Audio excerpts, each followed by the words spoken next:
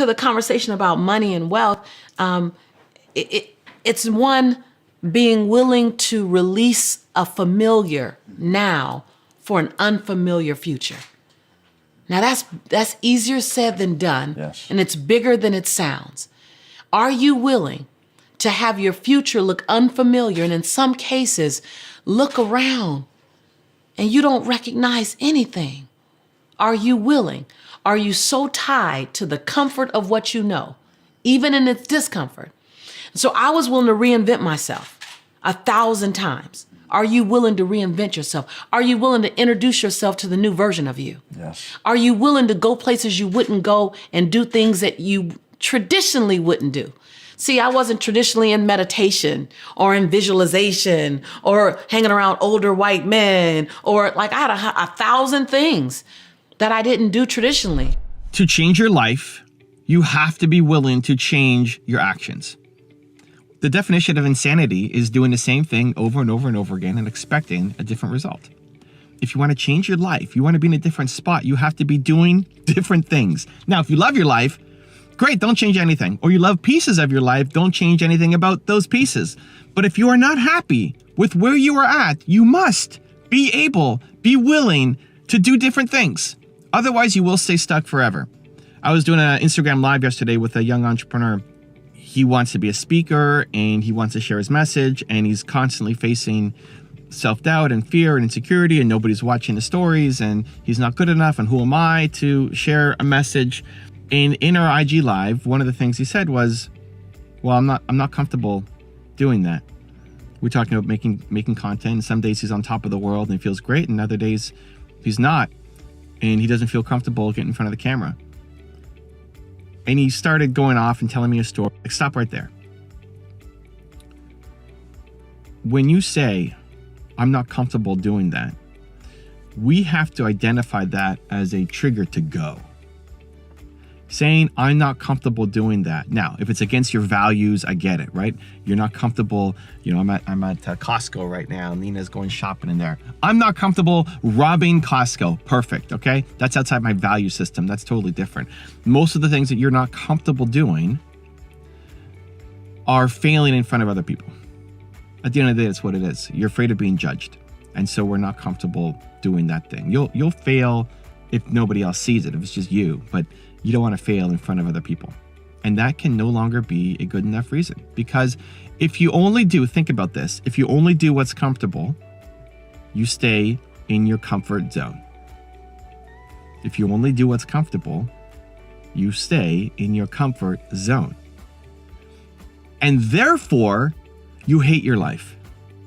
Because if all you did was wake up and do what's in your comfort zone, do what is known, do what is comfortable, do what you've always done, you're going to hate your life. And this becomes the curse of a lot of entrepreneurs, is you know you're capable of more, you know you want to do more, you know you have more in your heart to go off and serve. You want that. You can see it, you can touch it, you can taste it, you can visualize it. It's like, I want to be there. I want to do that, right? Has that happened to you? Can that relate to you? You know you want more, but you're afraid to go off and do it, and you fall back down to comfort. At least consistently. You might have these moments of greatness and boldness and willingness to go do something, but we fall back down to comfort. And if you stay in comfort, you will never accomplish your great goals, because everything you want out of life is on the other side of your comfort zone. Everything you want out of life. All your big goals, your big dreams, your big ambitions, your mission, the life that you want is on the other side of your comfort zone. And so I had to stop him when he was talking to me on the Instagram Live, because it doesn't matter if you're not comfortable doing it. It's actually the opposite. Because you are uncomfortable doing it, now you have to do it. Because you need to train yourself that you do uncomfortable things. The fact that you have accepted being uncomfortable as a good enough reason to stop is the big problem. I don't care what other story you're gonna tell me afterwards. I had to stop the conversation at that moment, because I could not allow him to continue with the mindset of, I'm uncomfortable, so I'm going to stop. And we all have these words that we tell ourselves, and we all have these stories that we come back to as to why we're not able to take action. And the problem is we believe those things, and you need to catch them, and you need to root them out. And so for him, that was the big aha moment, that he needs to get uncomfortable. And it doesn't sound like a big deal, right? Like, oh, of course you got to get uncomfortable. But what is the thing that you're telling yourself as to why you're not winning, as to why you can't follow through, as to why you can't do the thing? And when somebody else shines a light on it, it's like, it seems so obvious, and yet this is the thing that has been holding you back and keeping you stuck. So I told him, anytime you hear yourself say, this makes me uncomfortable, again, as long as it's not against your value system, right? This makes me feel uncomfortable. Use it as a trigger to go forward. Enlist your family. He's newly married. Enlist your wife. Enlist your parents. Enlist your siblings. Anytime somebody hears you say, that makes me feel uncomfortable, that's a trigger. Go. Have them hold you accountable. Said, you just said it again. Now you got to go do that thing. As long as it's not against your value system, right? For me, it's scary, difficult, and hard. I would accept scary, difficult, or hard as good enough reasons for me not to go off and do the thing that I wanted to do. I want to make videos. Oh, that's scary. Like, oh, okay, I can't do it. I've just accepted scary as a good enough reason. And so if I never do things that are scary, I will never accomplish my big goals. When I was thinking about doing my tour in 2019, when we hit 23 cities, 90 days, I thought that was too difficult. Like I was afraid to get on stage, and here I am now facing my fear every 4 days in a new city. I've never done a tour. And instead of just doing a small tour of 3 cities or something, like 23 cities, 90 days, a quarter of the year on the road straight with my wife and my cameraman. Okay, let's go. Because I do difficult things. Because I want to train myself that I do difficult things. Because again, my dream life is on the other side of me doing difficult things. If I only do what's easy, I'm going to eventually hate my life. This is where we get stuck. When you do something that's easy and you win a little ribbon or an award, right? You run a race against 3-year-olds and you win. Congratulations, amazing, you won. And you could post about it on Instagram and you had this little moment of accolade, but you don't actually feel good about yourself because you didn't do anything difficult, because that was easy for you. The self-love, self-confidence, self-respect comes from doing difficult things, uncomfortable things, scary things, hard things. The willingness to show up even if you don't win. Because it's difficult and challenging, that's how you ultimately will win in life and start to accomplish your goals. And so most people are photocopying their lives. This is where most people are stuck. You're photocopying your life. Today look the same as yesterday, look the day as the day before, same as the day before. It's why most people do not like their life. It's why most people drive to a job that they hate. They're driving to a job that they hate. Most people wake up, look at all these cars here. Most people here in this parking lot, they're waking up every day and driving to a job that they hate. They do not like their life. Most of the people who are telling you what you should do with your life do not like their own life. And so the answer is to catch your trigger words. So I call them play bigger triggers. What's a play bigger trigger? What are your trigger words? What do you say? Think about one of your goals. Think about what's on your list of to-dos. Think about where you want to be. What do you have to get done? What's one of your most important goals right now that you've been procrastinating on? What have you been delaying on? There's something. Everybody's got something. What's a goal of yours that you've been sitting on? And then what's the voice in your head that's giving you an acceptable reason for you not to do the thing? Now try to get to the reason behind the reason. So example, somebody wants to make YouTube videos. I want to be a thought leader. I have a message in my heart. I want to get it out to the world. Awesome. What's the reason why you're telling yourself you can't do it? Like, oh, well, I don't have the time. I don't have the camera. I don't have the gear. I don't have the microphone. I don't know what to say. All of those are the practical reasons, right? Those are not the real reasons. The real reason is buried underneath the practical reasons. Why do you think that having the right camera and microphone is going to be the difference? Well, because you're actually afraid of judgment. You're afraid that people are going to watch it. We're afraid of when people won't watch it. And what does that mean? That you suck. And that people will watch it and laugh at you or criticize you for having a bad phone. bad camera, bad microphone, or they can't hear you, or whatever else. Like, you're afraid of judgment. Underneath the reason of I don't have a good enough camera, microphone, etc., is just fear. And the fear specifically is judgment.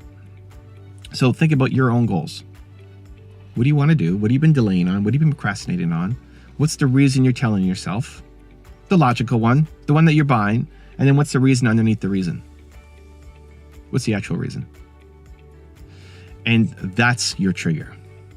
So if it's fear of judgment, if it's fear of failure, if it's fear of not being good enough, if it's fear of being an imposter, if it's fear of being uncomfortable, whatever your actual fear is, that's your trigger. And that is holding you back, not just in this one goal, but in life, in everything, in all your goals. It's the reason why you're not taking action across all your goals. And so now when you can catch it and then take the action to say, I am the person who does difficult things. I am the person who gets uncomfortable. I am the person who is going to change my actions because that's the only way I'm going to get the life that I want. When you can catch it specifically, it shortcuts the brain. Because at least for me, and I've seen it work for many other people, when you've accepted comfort, for example, as a reason why you can't take action, and then you hear yourself say, well, that makes me uncomfortable. Now you have to do it. You just have to do it. You take the brain out of the equation. Now the reasons don't matter. You said uncomfortable, so now I have to go and do it, period. So catch what your trigger word is. And I'd love to even know in the comments below if you want to leave, what is your trigger word? That when you say it, when you text it, when you think it, when you feel it, that has been holding you back. And that you no longer want it to. So let's put it in the chat and let's relieve a little bit of that pressure that word holds over us so you can actually go build the life that you want. Also, to make sure you're actually taking action after watching this video, I've designed a special free worksheet just for this video. The worksheet will highlight all of the lessons learned in this video, as well as pull out our 3 favorite learnings and quotes that will inspire you to actually do something. The worksheet will also give you space to write down what your key takeaways are and your specific plan of action to make sure you're getting results. If you want the worksheet designed specifically for this video, absolutely for free, there's a link in the description below. Go click on it and start building the momentum in your life and your business. I'll see you there. I love this question. I don't think I've ever been asked this question before. I've never had an opportunity to explain it. Being the best version of you. First of all, it's not, don't think of it holistic. I want you to break it down to different parts of your life. Because when you are committed to being the best version of you, which in summary, it's the you that you're so incredibly proud of holistically. It's a 360 approach. It says, I'm not perfect. So best does not mean the perfect version of you. Because I think perfection and balance are 2 illusions that are designed to help you keep chasing something that's not even attainable. So perfect is not attainable and balance is not attainable. So it's perfectly managing my imperfection and releasing balance and having harmony, number 1. But the best version of you is really saying that in each area of my life, I'm in movement. In each area of my life, I'm in evolution. In each area of my life, I'm active. I am actively participating in an upwardly mobile way in this area of my life, times every area of my life. It doesn't necessarily mean that you're always where you want to be, but it does mean that you're being responsible, you're being active, and you're being proactive.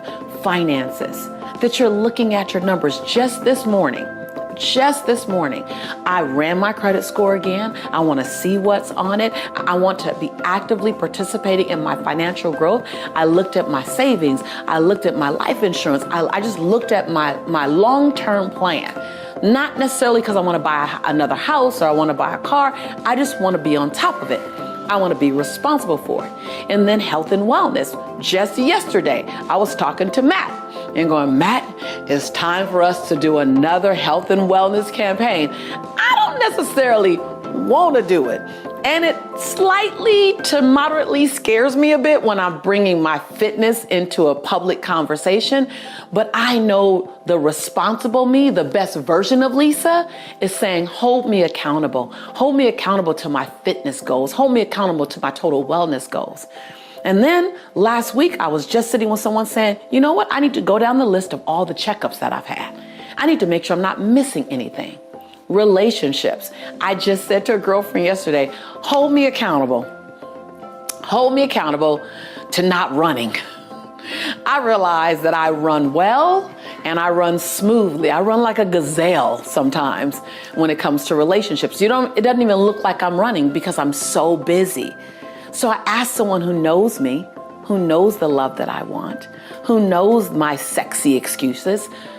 I need you to hold me accountable. When I say this, I want you to question it.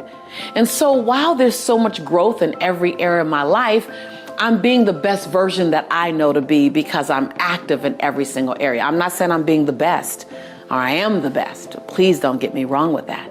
I'm just saying to be the best version of myself. So when you look at being the best version of yourself, look at each part of your life and go, what am I actively doing? Where you feel like I'm in the game in this area. I'm not resigned and I'm not praying for it to go right. Or I'm not in resignation and in complaint about it. I'm not a victim to that relationship. I'm not a victim to my finances. I'm not a victim to the relationships in my family. I'm an active part of creating what's occurring. And it can always get better, but I'm an active part. That's being the best version of you. And waking up each morning and saying, I like me today. I got many things I can work on, but I like me today. Before you ever go out on Facebook or any other social media platform to check to see if anyone else like you, your job is to like you first. And every other like is bonus. That's stepping into the best version of you. Setting long-term goals that make your knees knock a little bit and make your teeth chatter a little bit. Those goals that you don't know exactly how you're going to get it done, but it's something that you want to get done. It stretches you, but it doesn't stress you. Your goals are supposed to stretch you, not stress you. Those things, that combination.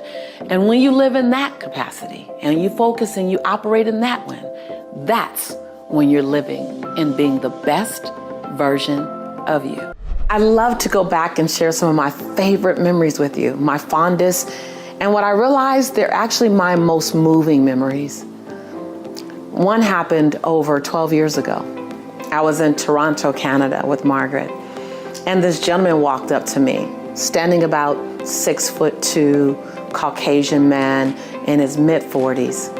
And he looked at me and he goes, Lisa, I have a problem with you. I said, you do? And my heart started to beat. I'm like, oh my God, someone doesn't like me. What did I say wrong in their eyes? And how is this gonna play out? And he goes, I have a problem. I really have a problem. And I said, okay, how can I help you? He said, I'm an atheist. I don't believe in God. I'm fine not believing in God. I'm comfortable. I prefer not to believe in God. I don't believe that there's a God. And I said, okay, what's your problem? He said, my problem is I love you. I love everything about you. I love the energy you come with. I love the way you speak. I love what I feel when I'm listening to you talk. He said, and you keep referring to this God as your source. And I don't believe in God. So that's my problem. And I said, sir, I'm sorry. I'm not sure where your problem lies. I said, if you don't believe in God, you have that right. If you love me, I'm excited because you can feel that I love you too. And he looked at me and he goes, so let me get this straight.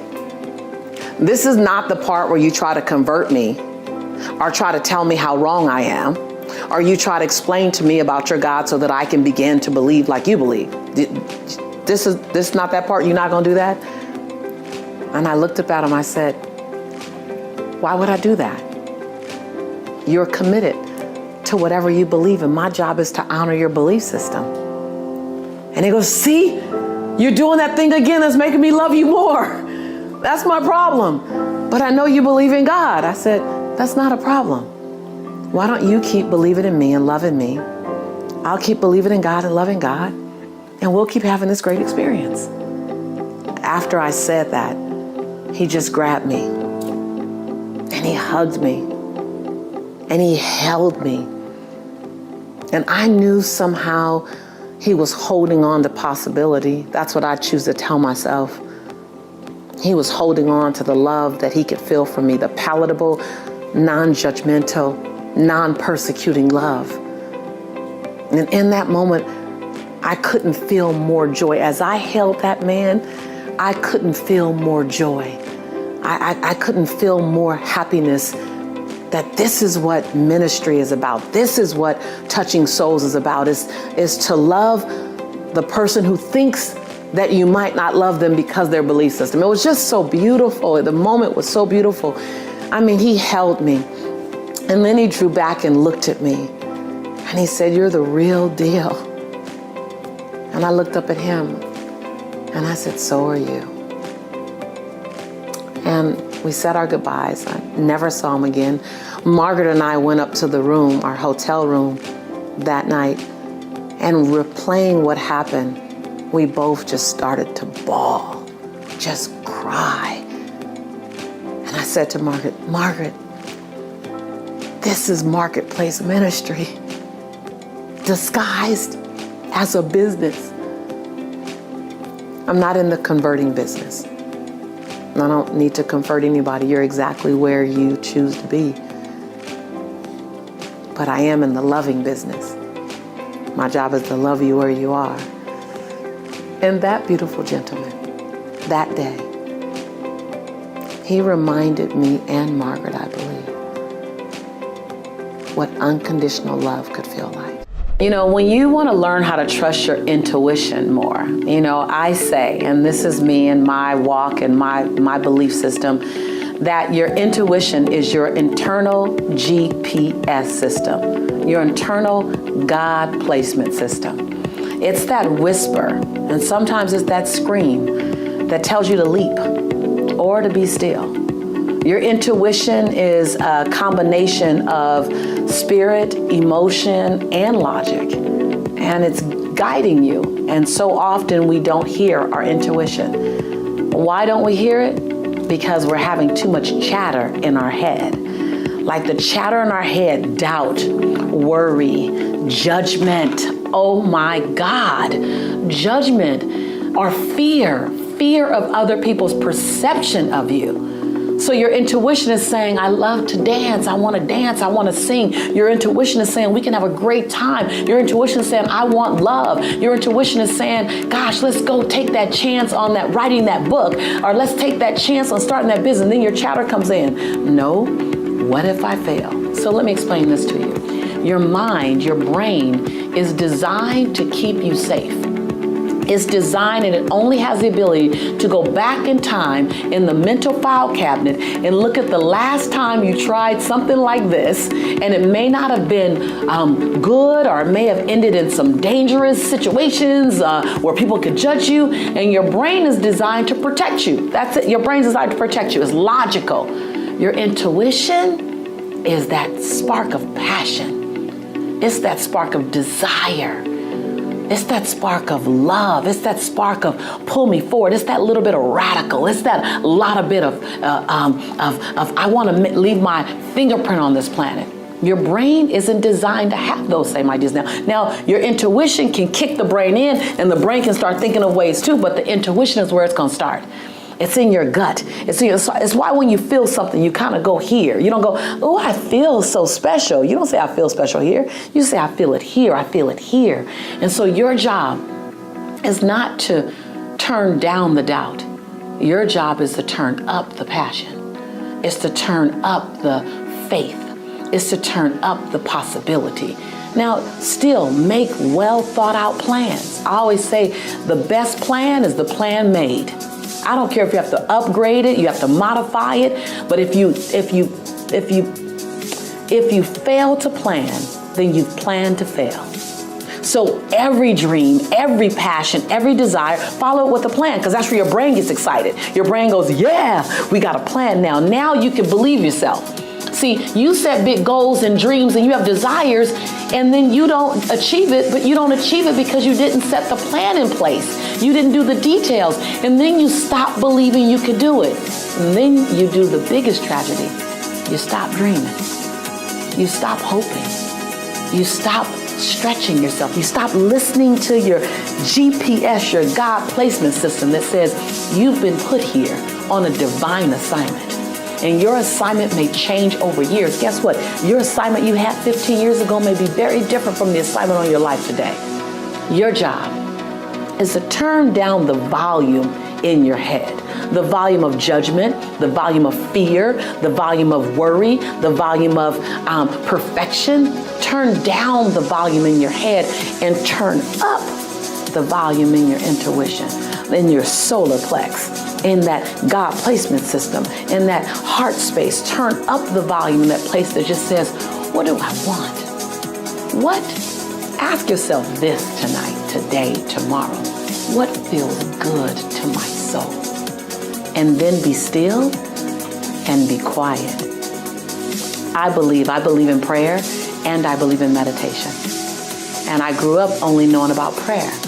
But then I learned that prayer is asking God or the divine, whatever you call your God. I'm not imposing my belief systems on you, but I call him God. That prayer is asking God for direction. And meditation is being still and quiet long enough to hear the answer.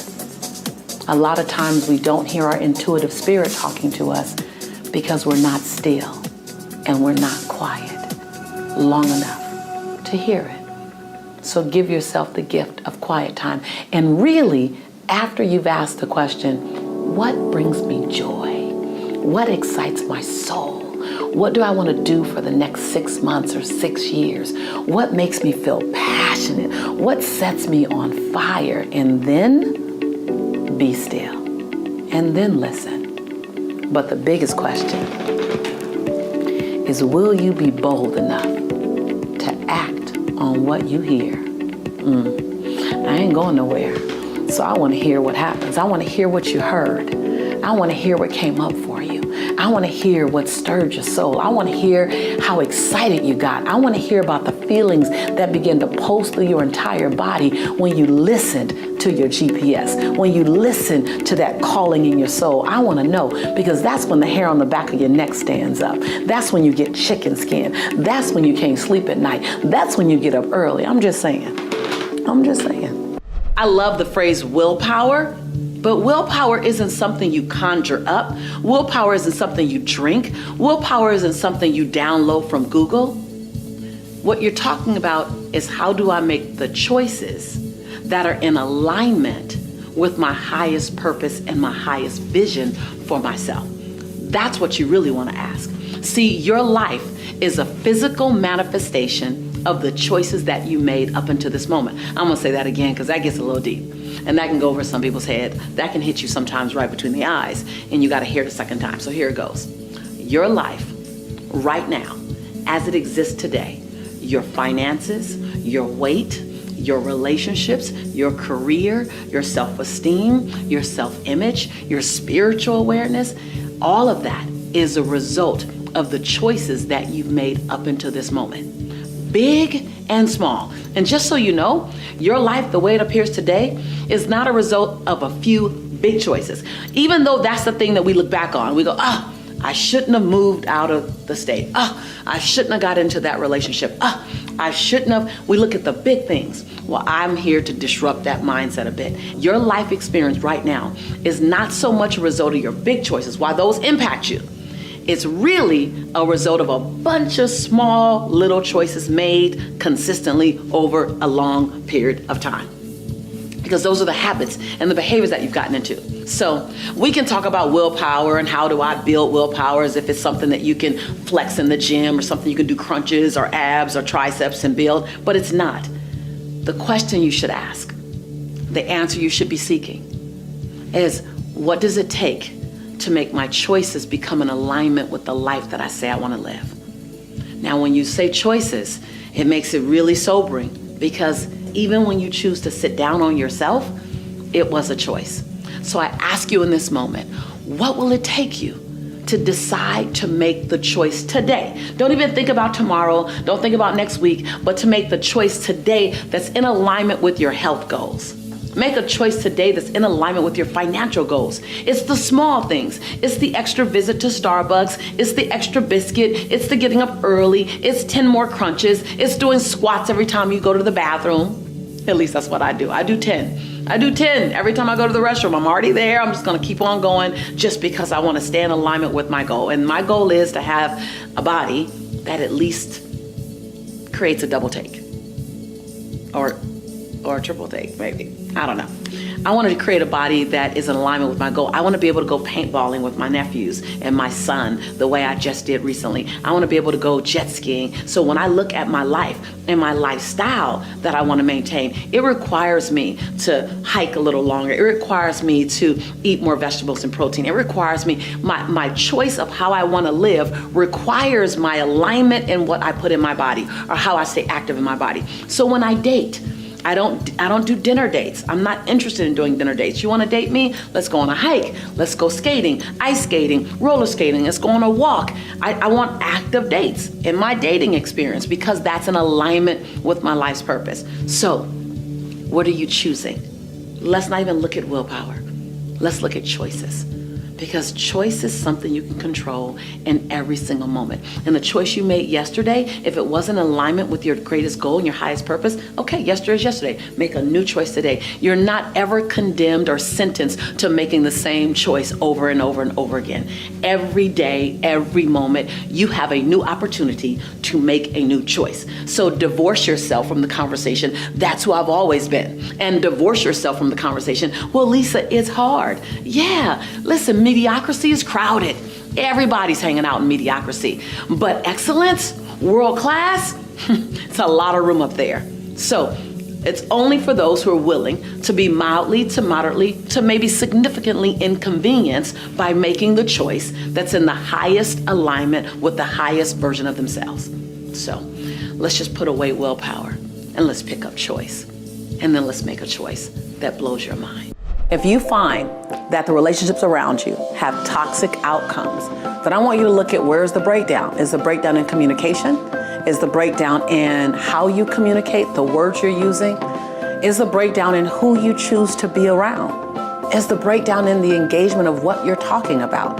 What I've learned is that if you're not talking about things that are high enough and big enough, things that are inspiring enough, you will slip into the smallness every single time. If you don't choose an intentionally high, evolving, encouraging conversation, you will slip into the cracks. You will slip into those crevices of smallness and petty. And until you get people trained that you're going to live up here without telling them, I need you to know, it's not an announcement. It's a way of being. It's a what do you choose to participate in. It's a stepping over your desire to hear smallness. Gossip, negative feedback. It's when someone is engaging in negative feedback about someone else, the fact that you didn't add anything to the conversation doesn't let you off the hook. Did you stop the conversation? Did you say, hold on, I don't want to engage in speaking negatively of them at all. Why don't you have a conversation with them? It's course correcting behaviors in your space at the risk of losing the relationship. But what you basically do is you say, here's where I play. Here is where I live. I'm not visiting this high road of integrity. I'm not visiting this high road of conscious thinking and awareness and respect and humility and honoring the dignity in people. I don't visit this place. I live here. I don't visit this place. I live here. And in a loving way, anyone that's engaging with you has two choices. They either engage with you here or they choose to engage with someone else. Now, if you find that you're going down to be in the relationship or you're going down and you're the person taking the relationship down because you're in a moment of anger or you're in a moment of resentment or you're in a moment of hurt, then you're not living in your highest integrity. You just visit every now and again when you come to this channel. Uh-oh, I see my Shantae coming out right now. Shantae is my middle name. It's what I do when I start getting real edgy because I really want you to get it. So you need to make a decision on where you choose to reside. And then you don't leave your conscious neighborhood. to go visit other people's neighborhood if it's not as high as yours. People will rise to the occasion, or they'll choose not to rise, and they'll pick other people to be with and hang with. And I know that sounds easier said than done, because some of the people who are playing at a lower level might be in family. It might be, and that's fine too. You can love people. It doesn't mean you have to spend tons and tons and tons of time if that time costs you something. Spend as much time as you can. Spend as much time as serves you. Spend as much time as they will allow you to spend. But never leave this place. Even if being with them causes you to allow them to be where they are, you don't have to engage in that. So the bottom line in supporting you to either recognize, are you the toxic element, or are you surrounding yourself in toxic element, is to make a commitment where you live. Where am I living? And first own where you're currently living, because if you own it, you might go, you know what, I do slip into that small place. Okay, own it. That's conscious awareness. That's powerful. Own it. And then go, where do I want to be? And then what's the distance between here and there? And what do I have to do to get there? What do I have to say no to? What do I have to participate in? What do I have to ask forgiveness for? What do I have to clean up? What relationships require cleaning up? And then what declarations must I make? And what decisions must I live in? Don't make a decision, live in your decision. Let me first explain to you what forgiveness isn't. Because most people won't forgive because they have an incorrect understanding of what forgiveness is.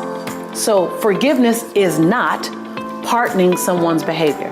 It's not excusing someone's behavior. Forgiveness isn't admitting that you were wrong. Forgiveness isn't saying what was done to me is okay. Forgiveness isn't any of those things.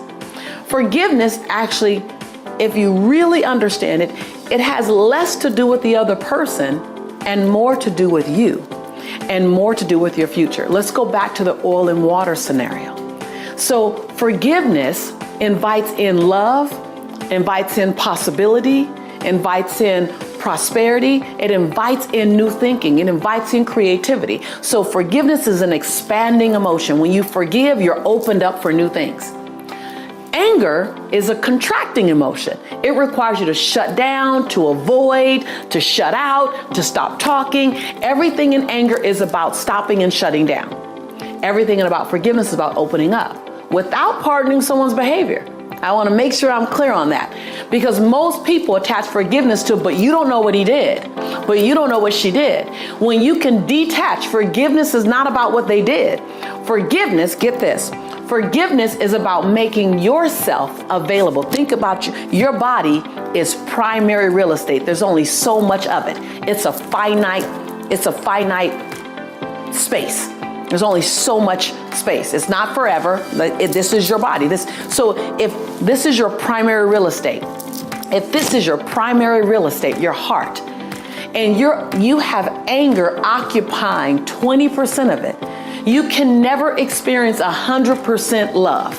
You can never experience 100% possibility.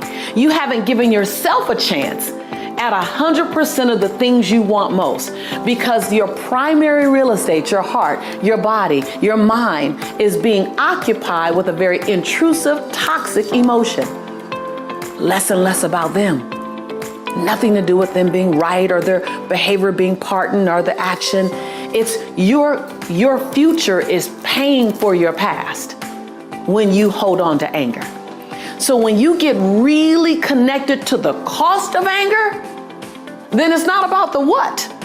As a matter of fact, the longer you've been angry, the longer you've robbed yourself of 100% of what you were worthy of. And if someone's betrayed you, if someone's hurt you, then you over everyone deserve 100% love, 100% possibility, 100%. But it requires forgiveness.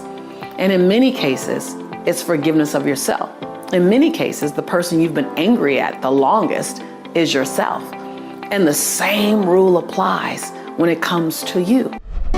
Over the years, I've had to learn how to disconnect myself from people, how to pull away, how to move on without what I call Benihana in people. Now, I don't know if you remember, but if you ever go to a Benihana restaurant, they have those sharp knives and they kind of go, and you don't even know that the zucchini is like all diced up until they move it and then everything is cut apart.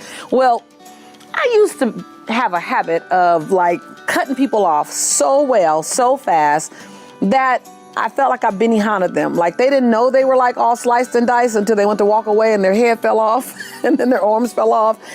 And over the years, I had to learn, how do I complete? By the way, I would say, don't break up with people. Don't break away from people. Don't stop being their friends. A better mindset is recognize when the relationship is just complete. Now, I say complete with me. When I say complete, that means the relationship has had every experience that it needs to have. You've done everything you need to do, and it's just complete. So you don't have to make people wrong. That was a big lesson for me, because we're taught that in order for relationships to end, someone's brains need to be splattered on the ceiling. Well, the older, wiser me recognizes that I can end relationships from people who I've outgrown, or people who might be toxic, or people who are just not a fit for me, and also leave their dignity intact. Key word. I want you to write that down, type that in chat, because there is a way that you can complete with people. Notice I'm using these key words with you. You can complete with people, meaning every experience that we need to have, we've had. And now I'm complete. That you can do that and leave their dignity intact. You can say this relationship has run its course. You don't have to outline everything that's not working, because when we outline things that are not working, all we're doing is making people wrong. So let me just say, the way you complete a relationship is to first check your ego. Because your ego, or ladies, your she-go, they will get in the way, and what you want to do is point. I'm done with you because of this, and this. And we all know when you point one finger over there, the three fingers point back at you. We've all heard it. But more importantly than that is, can you give people the gift? If you're really on this journey called transformation, can you give people the gift of completing a relationship with them while leaving their dignity intact? Let me show you how, because I had to learn this one. So you want to write this down. So number one, when you go into a relationship, when you go into a conversation, number one, when you go into a conversation that needs a course correction or that you're going to complete with, you don't want to go in and say, I have to talk to you about something. Something isn't working, because you're neutral. So you go into that relationship already at zero. You're neutral. Now follow me with this. You got to really pay attention. So eliminate all distractions right now. You don't want to go into a relationship that's going to be difficult at neutral. You want to go into the relationship at plus. Okay? So you might hear some noise in the background. Don't worry about that. I'm sitting in my backyard. It's summertime. I have kids playing. It's summertime. They're free. Waterfalls are flowing. So I'm not going to bother to stop the recording so we have a perfect situation. Life ain't perfect. I'm going to keep going because you need this lesson like some people need life at times, right?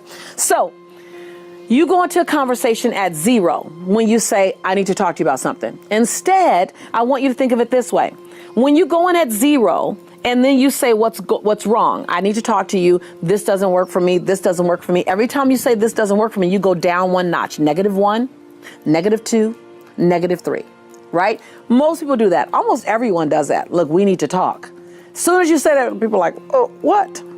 And then you go on to all the things that don't work for you, right? Well, that takes them down. -1, -2, -3. You never get back up, which is why brain splatter ends up on the ceiling, because you can never get up to neutral again. You started and you took them down, and you guys couldn't get back out. Let's try this. So I want you to get a piece of paper out, and I want you to write 0 and draw a line like it's a guiding line, and write 0 right in the center of that line. And then write -1, -2, -3 below the line.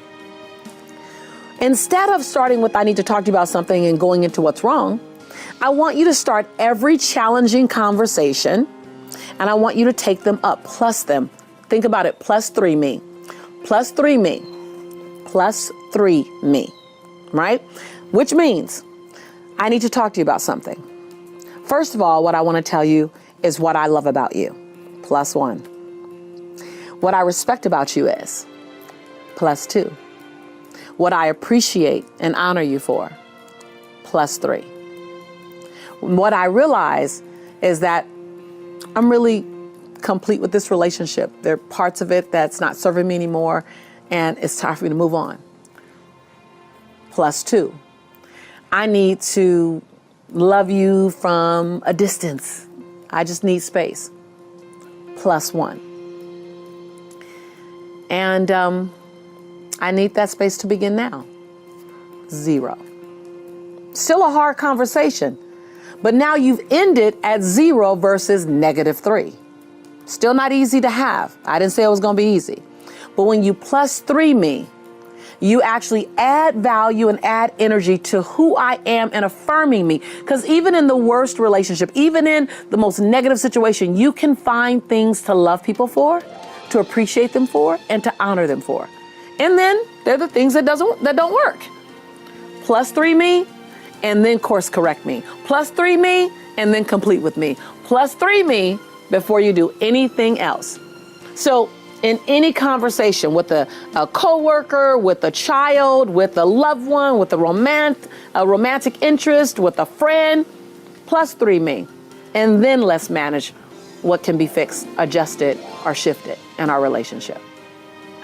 Remember, this is not a monologue. No way, Jose. I am not interested in being the only person talking here. I want to hear from you.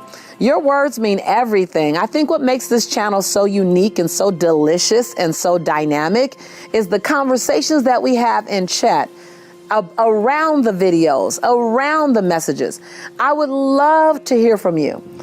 What conversation have you had in the past and you needed this technique? What conversation is up for you to have in the future? And you are so glad that you now have this technique. Remember, plus 3 me, plus, then go down and course correct. Most importantly, in every conversation, remember to leave their dignity intact. That's what you owe, not them, but that's what you owe the person that you've committed to being. Every single thing you touch is impacted by your story. As an attorney, as a teacher, as an architect, there's not one line of business that you can be in that a story, and a great story, won't elevate your outcome. Every single line of business, every single line of service that you're connected to will be impacted and ideally elevated by the level in which you're willing to tell and share your story. So let me give you some guidelines, some parameters, what I like to call the bumper rails, as if you're going bowling. You know, when I go bowling, I ask them to put the little bumper rails down so I can my ball can get down the lane. So let me set up some bumper rails for you so that you understand what makes a great story. So one is the willingness to take risk. Most people, Vishen, when they're telling a story, they don't want to take a risk. So the story has its limits on how high it'll go or how deep it'll go. And when you have that, then you're really not at that part that's going to touch my soul. So being willing to take a risk, being clear and concise with your stories. A great story is a show me story, not a tell me story. Now, this is the distinction that's the game changer for most. Most people are telling a story. They say, so let me just share with you a little bit of my story, and I'll tell you and then I'll show you. So as I was building my life, there was a time in my life that was very difficult. It was very challenging. True story. Very difficult, very challenging, very uncomfortable. I didn't have a lot of money. I didn't have a lot of hope, and things just looked dismal. At some point, I had to turn my life around. At some point, I made the decision that life had to get better. I'm telling you that. It's decent. You learn about me. Then if I were to show you that story, I would say 6 days a week, I had to eat beanies and weenies.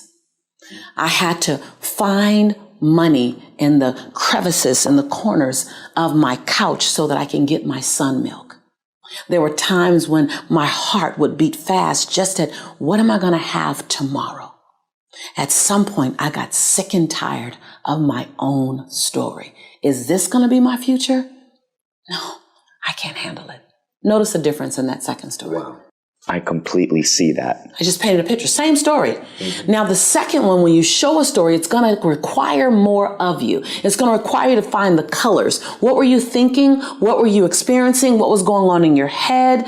Instead of telling me you look for money, turn and point. Now, this is anywhere. This is anywhere you are doing anything. I promise you, you become a great storyteller and you will captivate your audience no matter what you're doing.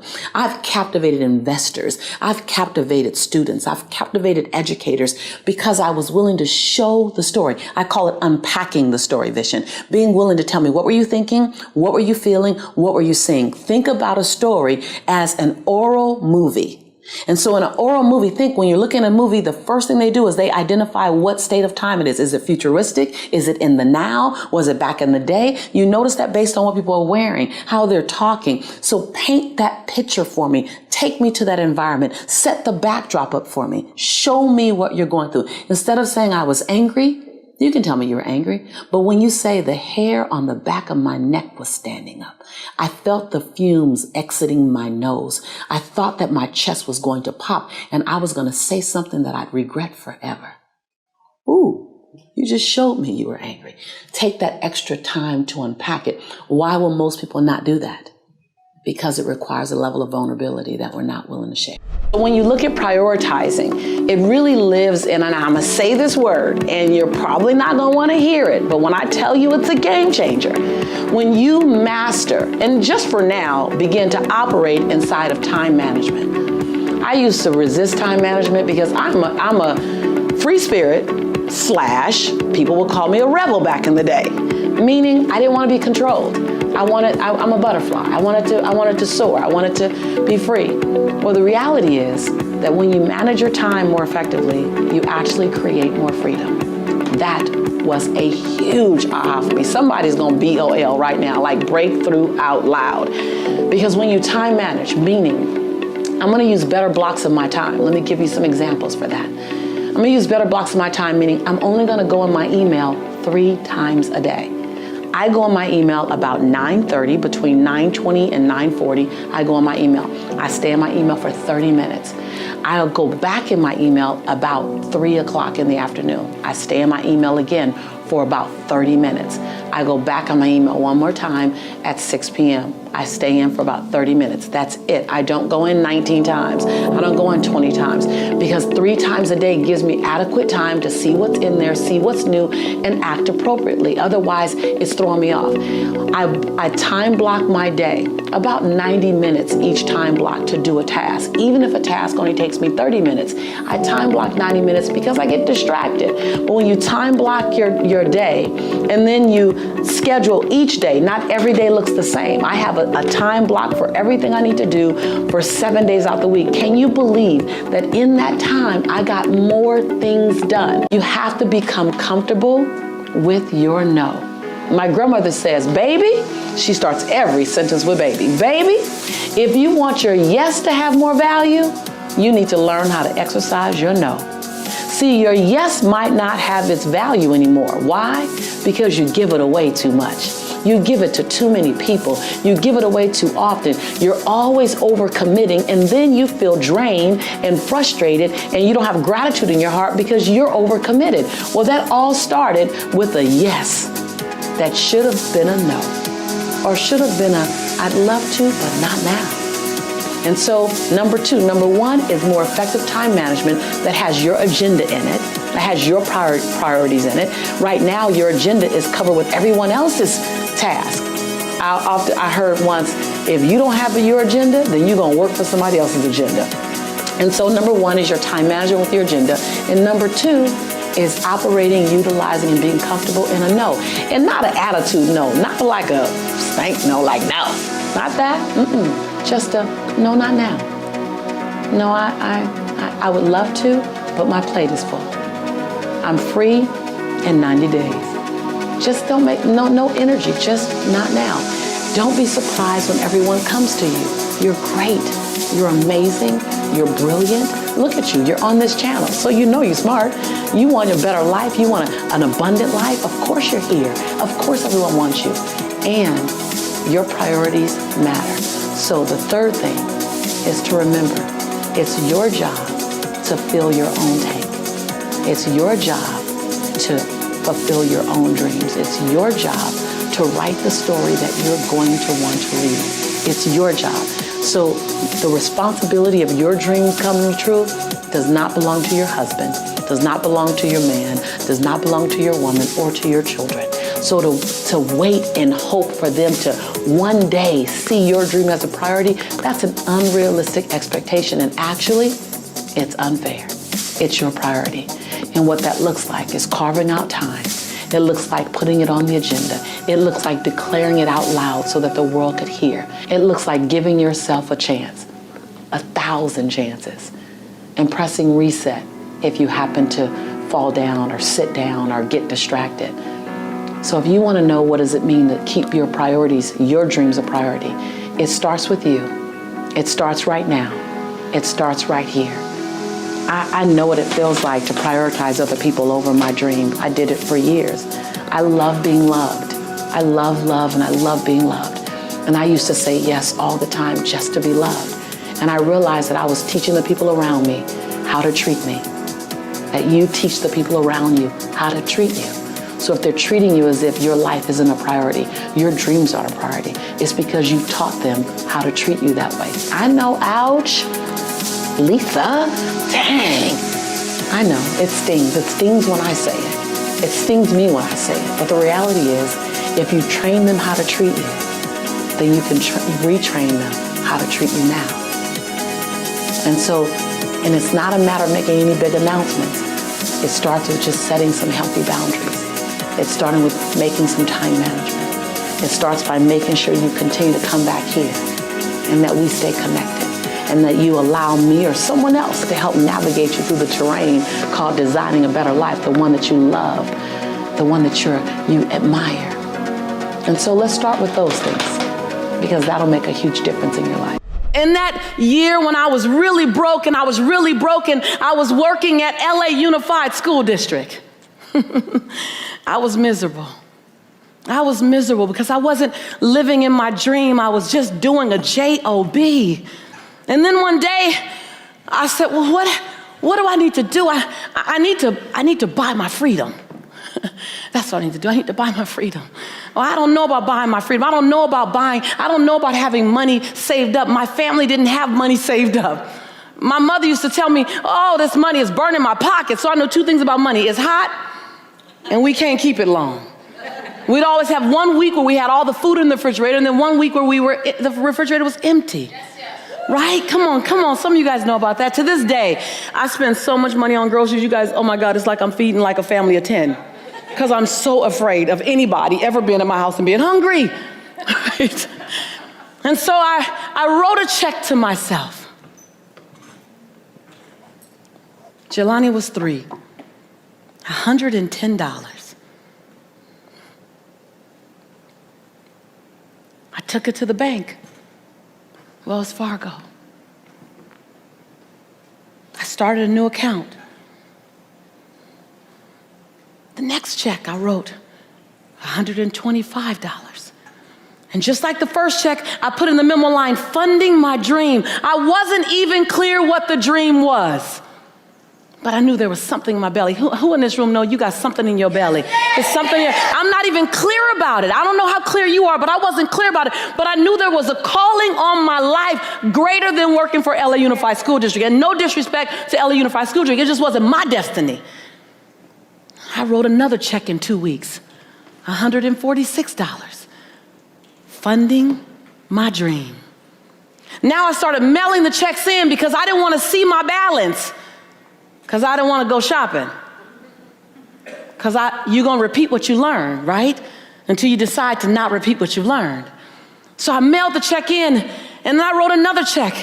And I wrote another check. And every check I wrote, I made sure it was 5% more than the first check, the previous check.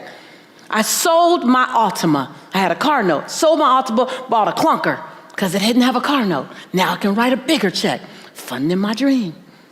I moved out of my 3-bedroom, 3-bath house and moved in, became a roommate with my friend who smoked. I put towels at the base of the door so the smoke wouldn't come through the door. I was willing to be inconvenienced, are you?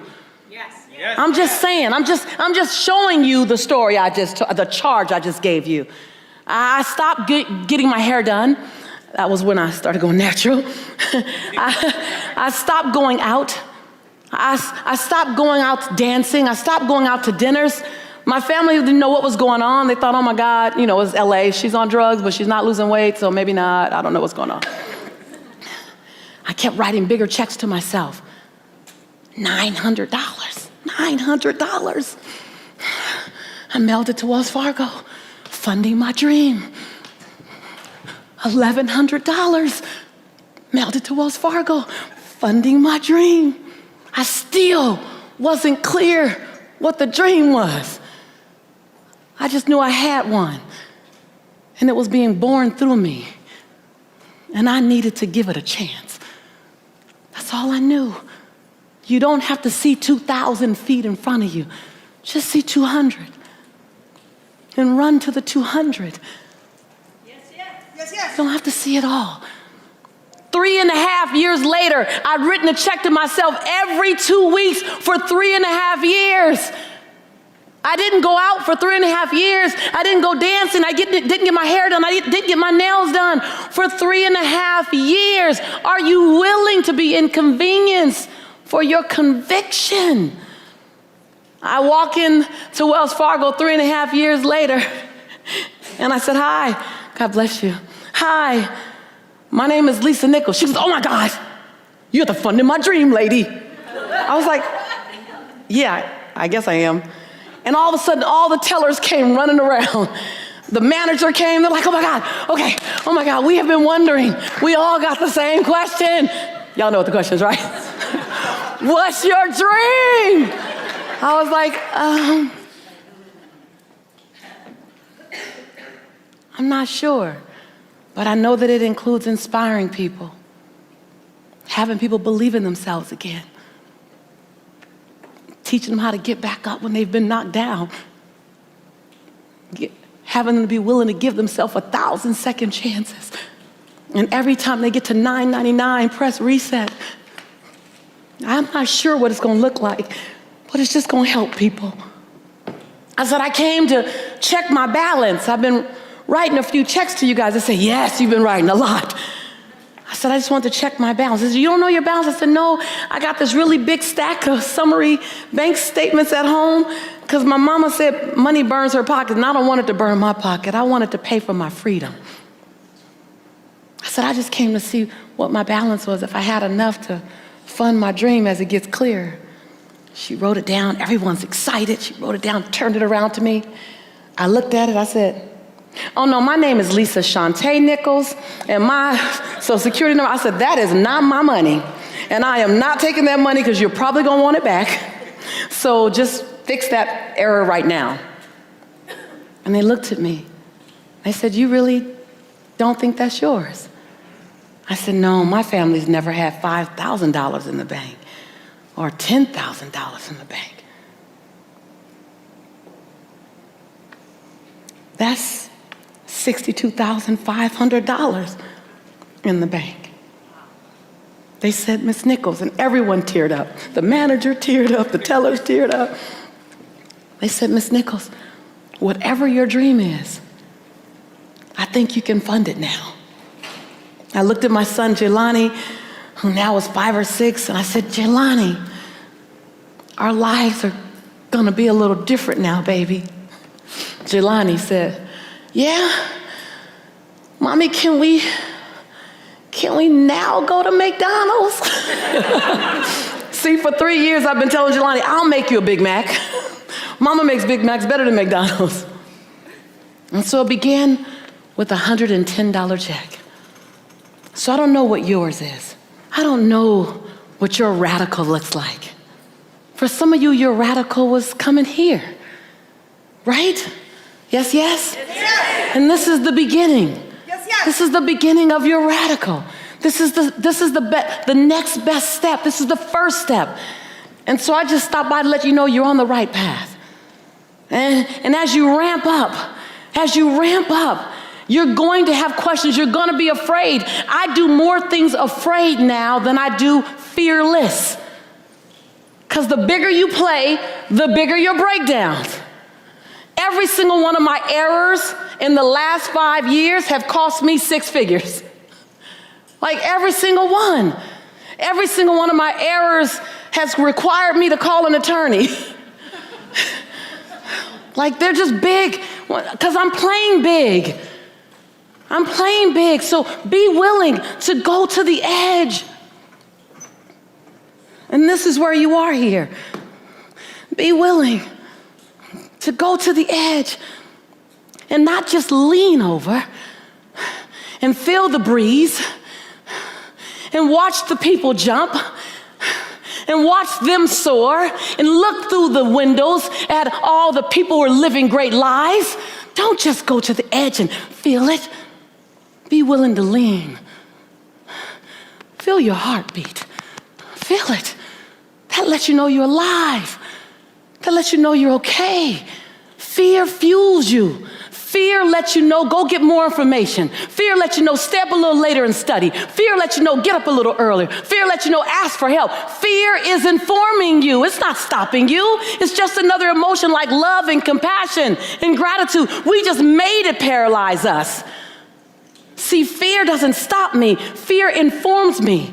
And when you get intimately connected with the fear, I feel it. And I'm moving forward anyway. I feel it. And I'm going to love anyway. I feel it. And I'm going to invest in me anyway. I feel it. And I'm going to show up and play anyway. When you get connected with fear, it becomes your best friend. And when you stand on the edge, you feel the breeze. You feel the fear. And you leap anyway. You know, so many times people look at the habits that they have, such as procrastination, and ask, why do I procrastinate? Well, I pose that question back to you. Ask yourself, what's the benefit? Because there's a benefit that you're getting out of it. So whether you believe that last minute throws you inside of an energy source, because that's what I used to think. I used to think, oh, last minute, I'm more creative. Well, the truth is you're not more creative last minute. The truth is that when you wait till the last minute, you're increasing your stress level. You're bringing down your joy. You're eliminating peace of mind. When you understand the cost, procrastination is a word. And the challenge is that procrastination is so universally accepted. It's like fear and stress. Like, I'm so stressed out, and it's become such our norm that it's okay. Well, ask yourself the question, what's the price that I pay? Because I believe any behavior that you don't want any longer, the way that the catalyst to change is recognizing the price. Because we're high producers, we can still get it done inside of procrastinating. We can still get it done. But if you ever take a moment to stop and ask yourself and answer, what's the cost of me procrastinating? And you can do that for everything, but we're focused on procrastination now. What's the cost of me procrastinating? Let's go down that list. When you procrastinate, it costs you clear organizational time because now you're rushing. When you procrastinate, it costs you peace of mind. When you procrastinate, you're now thrown in urgency. Urgency increases your stress. Urgency is known to increase your stress. If you live in urgency, you literally are 2-3 times more likely to have a heart attack, I hear. Not confirmed, but that's what I heard. So if you live in this space of urgency all the time because of a behavior that you can modify, think about it. How are we forward moving, upwardly mobile? How are we brilliant and operating in something we can control? There's so many things that you can't control. Procrastination is something that you can control. I used to be last minute, and I resisted. I gotta tell you, I resisted planning. I thought it was for slackers. I didn't need to plan. I can go off the fly, and I'm pretty creative, and I can get myself out of some pretty hairy situations, and I can produce pretty good content, pretty good experiences last minute. So I lived in the last minute conversation. I didn't even call it procrastination. It was just when it was scheduled to be done. So if I'm flying out at noon, I can pack at 7 in the morning. When I realized that I eliminated the space that I needed to do it in such a planned, methodical way that on the other side, I felt good about it. When you wait to the last minute to do anything, You've now taken the joy away that comes with having the space to do it in a timeline that's effective. But here's the other thing. I ask you, what are you proving to yourself when you can get it done at the last minute? What are you proving to yourself? Because there's some form of proving or denying, or there's something going on that you still need to do, especially if you know how to plan in other areas of your life. You can't be a part-time planner, part-time strategist, part-time person who's prepared, and then in this other area you're not. No, now you're making a choice. So why do you choose to procrastinate? What do you believe it's giving you? And if you found out that it's not really giving you what you thought it's giving you, or if you found out that procrastination is giving you a whole lot more than you bargained for, it's giving you stress. It's giving you the non-gift of urgency. It's giving you all these things that you go, oh, I didn't know all that comes with it. Yeah, and the challenge is you manage all that well. And because you manage it well, you think it's okay to have it. Can we give you more peace of mind? I packed the same exact clothes for a trip. I simply pack for the trip 72 hours in advance. So the final 72 hours that I have, I can use that relaxing, or I can use that planning something else. But when I'm in urgency packing, and I've been there plenty of times, I lose the creativity, I lose the peace of mind, and I lose a little bit of joy, because now I'm bumped up against a deadline that's so intense, and it's a non-negotiable deadline. If I back away from that deadline and I give space and grace and ease, it actually is a form of self-love. I know that sounds crazy, that planning and not procrastinating is a form of self-love. But see, when you procrastinate, you're putting that thing you need to do last, which really is putting you last again. So if you procrastinate, you're putting yourself last. It's not the only time you put yourself last. It's a behavior and a habit that you do. So I ask, can you move yourself up to the top? You might not put yourself first, but can you put yourself second? I'm gonna shoot for first. Procrastination and overcoming procrastination. You're talking to a recovering procrastinator. That when I moved from procrastination to better planning, I felt the grace and ease and space in my life. I still had the same hours in the day. I just organized them differently. I just set better priorities, more effective priorities. That you're not supposed to enjoy the experience when you get there. You're supposed to enjoy the experience and the journey getting there. And when you move from procrastination to planning to time management, and time management is a fact. Time management has a direct impact on procrastination. If it matters to you, it should find its way in your calendar. It should find its way. When I'm going on a trip, I have pack in my calendar. I have it packed in my calendar 4 days before I'm leaving, so that if I run out of time and it takes me a whole day to get to packing, I'm still 3 days early. It took a long time to learn that. Procrastination is showing up for you last. Are you willing to show up for you first? Are you willing to trust if you can do a good job at the last minute? What can you do if you planned it out in a more effective way? What can you do? If you just live this next season on what could I do if I search for the best and brightest version of myself? Procrastination will be on the list of one of the things you modify to discover the best and brightest and most brilliant version of yourself. Christy talked about affirmations. Abundant thinkers understand the power of I am. Anything after the word I am is true to your unconscious mind, Michael. Anything after I am. Anything after I am. Even if you know it's not true, your conscious mind will believe it. Anything after I am. So the use of affirmations is very intentional and very consistent. I was diagnosed as clinically depressed in 2001.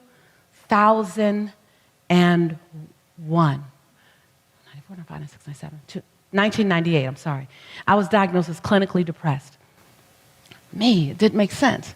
I had been in a relationship, I was engaged to get married, and my fiance, who I did not know at the time, was bipolar. And he'd stopped taking his medicines, and under the belief system that love can cure anything. And so I ended up being picked up and thrown 3 feet across the room, and I ended up being choked until I passed out. And once I got out of that relationship, I just was different. It was different. So my mom insisted that I go to the doctor. I went to the doctor, and I sat on the table, and she checked me and talked to me and came back in with a prescription. And she said, Lisa, you're clinically depressed. And I felt like I heard Charlie Brown's parents talking, like, wah, wah, wah, wah, wah. Clinically depressed, and at least that'll make sense in that same sentence. And she handed me a prescription, and I read the prescription. It had my name on it, and it said Prozac. And I thought, that don't make sense. Lisa Nichols, that don't make sense. And I said, do you mean I'm sad? She said, very, very sad. I said, can I try something? And I'm not recommending you guys, if you're on medication, you stop taking your meds, please don't do that. I asked my doctor, she agreed. I said, do you mind if I try something before I take this? She goes, yes, but I need to see you back in 30 days. If you're in the same condition, I need us to try this medicine. I said, okay, I could do that. So I went home, and every day I got in the mirror and I drilled I am every day, because I realized I had forgotten who I was.